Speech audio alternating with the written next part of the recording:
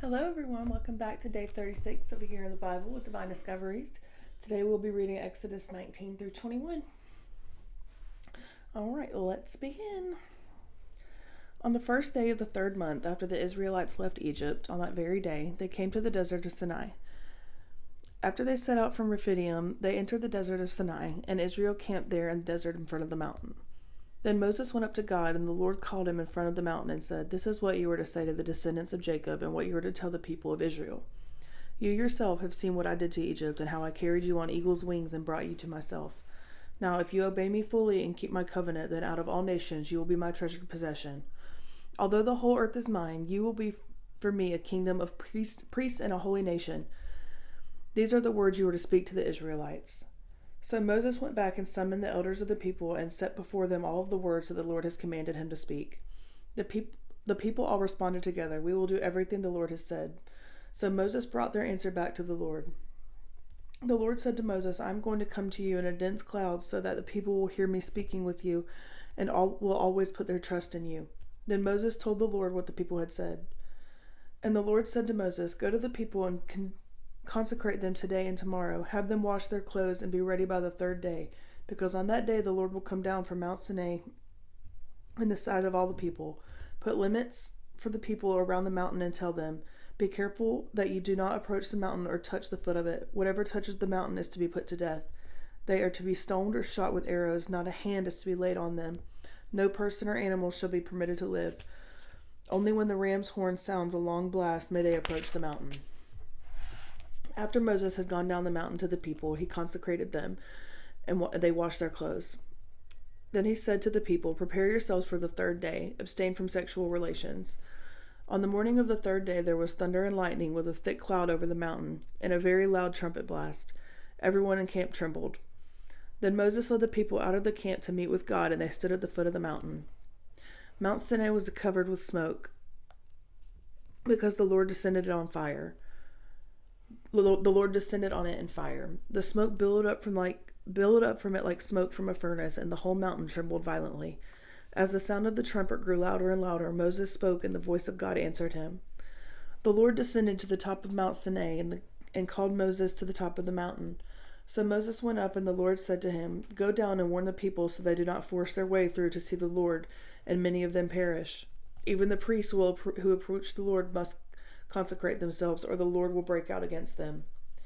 Moses said to the Lord, "The people cannot come up Mount Sinai because you yourself warned us. Put limits around the mountain and set it apart as holy." The Lord replied, "Go down and bring Aaron up with you, but the priests and the people must not force their way through to come up to the Lord, or he will break out against them." So Moses went down to the people and told them. And God spoke all these words. "I am the Lord your God, who brought you out of Egypt, out of the end of slavery. You shall have no other gods before me. You shall not make yourself an image in the form of anything in heaven above, or on the earth beneath, and the waters below. You shall not bow down to them or worship them, for I, the Lord your God, am a jealous God, punishing the children of the sin of the parents to the third and fourth generation because of those who hate me, but showing love to 1,000 generations of those who love me and keep my commandments. You shall not misuse the name of the Lord your God, for the Lord will not hold any guiltless who misuse his name. Remember the Sabbath day by keeping it holy. 6 days you shall labor and do all your work, but the seventh day is a Sabbath to the Lord your God. On it you shall not do any work, neither you nor your son or daughter, nor your male or female servant, nor your animals, nor any foreigner residing in our towns. For in 6 days the Lord made the heavens and the earth, the sea, and all that is in them, but he rested on the seventh day. Therefore the Lord blessed the Sabbath day and made it holy. Honor your father and your mother, so that you may live long in the land the Lord your God has given you. You shall not murder. You shall not commit adultery. You shall not steal. You shall not give false testimony against your neighbor. You shall not covet your neighbor's house. Thou shalt not covet your neighbor's wife, or his male or female servant, his ox or donkey, or anything that belongs to your neighbor." When the people saw the thunder and lightning, and heard the trumpet, and saw the mountain and smoke, they trembled with fear. They stayed at a distance and said to Moses, "Speak to us yourself, and we will listen, but do not have God speak to us, or we will die." Moses said to the people, "Do not be afraid. God has come to test you, so that the fear of God will be with you to keep you from sinning." The people remained at a distance, while Moses approached the thick darkness where God was. Then the Lord said to Moses, "Tell the Israelites this: You have seen for yourself that I have spoken to you from heaven. Do not make any gods to be alongside me. Do not make for yourself gods or silver or gods of gold. Make an altar of earth for me and sacrifice on it of your burnt offerings and fellowship offerings, your sheep and your goats and your cattle. Wherever I can't cause my name to be honored, I will come to you and bless you. If you make an altar of stones for me, do not build it with dressed stones, for you will defile it if you use a tool on it. And do not go up to my altar on steps, or on your private parts may be exposed. These are the laws you are to be set before them. If you buy a Hebrew servant, he is to serve you for 6 years, but in the 7th year he shall go free, without paying anything. If he comes alone, he is to go free alone, but if he has a wife, then when he comes, she is to go with him. If his master gives him a wife and she bears him sons and daughters, the woman and her children shall belong to her master, and only the man shall go free.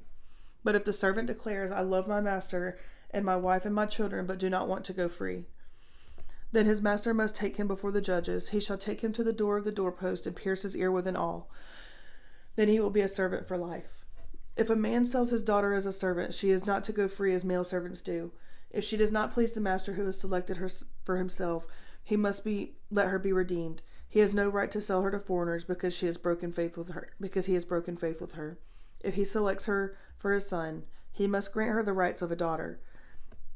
If he marries another woman, he must not deprive the first one of her food, clothing, and marital rights. If he does not provide her with these 3 things, she is to go free without any payment of money.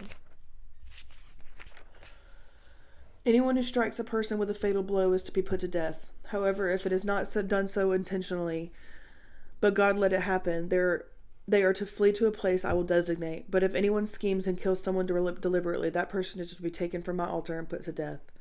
Anyone who attacks their father or mother is to be put to death.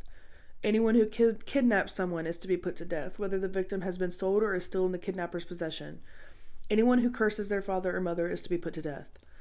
If people quarrel and one person hits another with a stone or with their fist, and the victim does not die but is confined to bed, the one who struck the blow will not be held liable if the other can get up and walk around outside with a staff. However, the guilty party must pay the injured person for any loss of time and see that the victim is completely healed. Anyone who beats their male or female slave with a rod must be punished if the slave dies as a direct result, but they are not to be punished if the slave recovers after a day or 2, since the slave is their property. If people are fighting and hit a pregnant woman, she gives birth prematurely, but there is no serious injury, the offender must be fined whatever the woman's husband demands and the court allows. But if there is serious injury, you are to take life for life, eye for eye, tooth for tooth, hand for hand, foot for foot, burn for burn, wound for wound, bruise for bruise. An owner who hits a male or female slave in the eye and destroys it must let the slave go free to compensate for the eye. And an owner who knocks out the tooth of a male or female slave must let the slave go free to compensate for the tooth. If a bull gores a man or woman to death, the bull is to be stoned to death, and its meat must not be eaten, but the owner of the bull will not be held responsible. If, however, the bull has had the habit of goring, and the owner has been warned but has not kept it pinned up, and it kills a man or woman, the bull is to be stoned, and its owner will also be put to death. However, if payment is demanded, the owner may redeem his life by the payment of whatever is demanded. This law also applies if the bull gores a son or a daughter. If the bull gores a male or female slave, the owner must pay 30 shekels of silver to the master of the slave, and the bull is to be stoned to death. If anyone uncovers a pit or digs one and fails to cover it and an ox or donkey falls into it, the one who opened the pit must pay the owner for the loss and take the dead animal in exchange.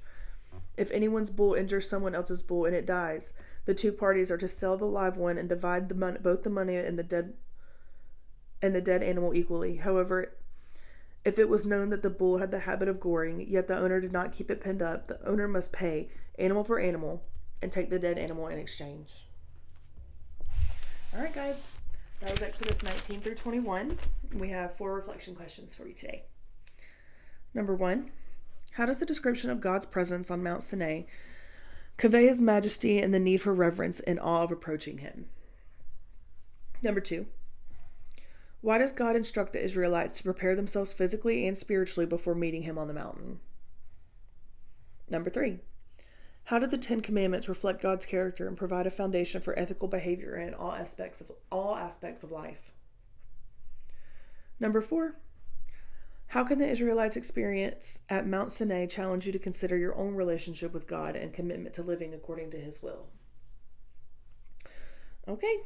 Thank you guys so much for joining us. We will be on day 37 tomorrow, and we're going to go ahead and jump into our prayer. Dear God, thank you for waking me up today. As we go through the day, I ask you to keep my mind on you. Today, I want to learn everything that I can. I want to think about only you and your word. I ask you to fill my body with energy to get everything that I need to get done. Lord, I thank you again. In Jesus' name I pray. Amen. All right, guys, I'll see you tomorrow. Bye.